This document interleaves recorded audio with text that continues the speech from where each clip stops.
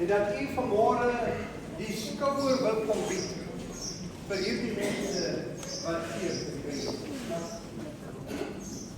Onthou altyd, niemand word uitgenooi na 'n begrafnisdiens.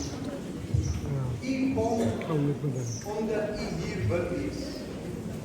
Daarom wil ek vandag vir u kom sê, dis nie maar net hier nie.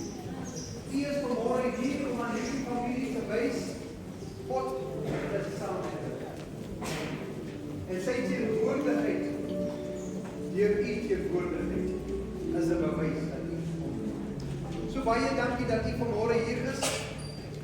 Mag die Here u werklik kom seën terwyl u hier is.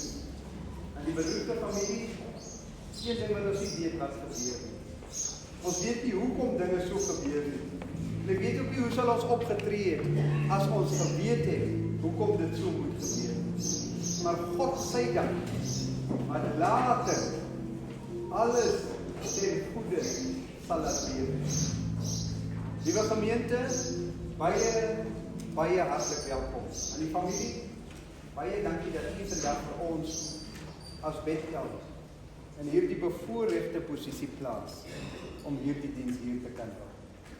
Mag die vrede van die Here met u wees.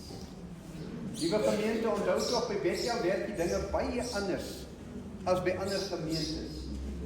Die pastoor van Bethel is 'n Gaura mens.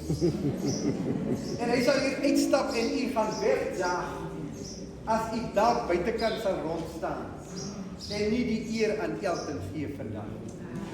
Ek sal u persoonlik wegjaag. En as u buitekant die jaar kom, dan sal ek nog steeds vir u wegjaag. So, daar kom tog Habakuk. Moenie dat ons stry nie. U kan net hier sit, ons sal baie vinnig klaar maak sonder om af te skeep. Want die doopmense sal net op begin aankom by die doopdiens. U kan net hier sit en die familie wys dat u omgee. U moet sien, as die begrafnisse hier is, as die troues hier is, dan moet ek elke namiddag die bottels gaan optel.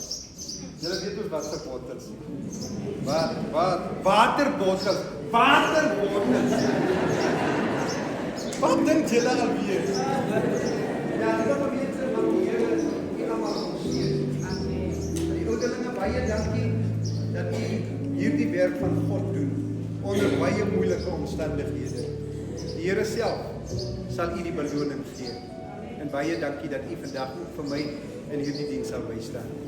Ons musikant, baie dankie dat u vandag hier is. Die Here seën ook vir u. Liewe gemeente, mag God se vrede saam met u wees. Familie, onthou net, God sal nooit sy kinders 'n kruis gee wat hulle nie kan dra. Hoekom? Hy dra dit namens hulle. Die Here seën vir u. Baie dankie.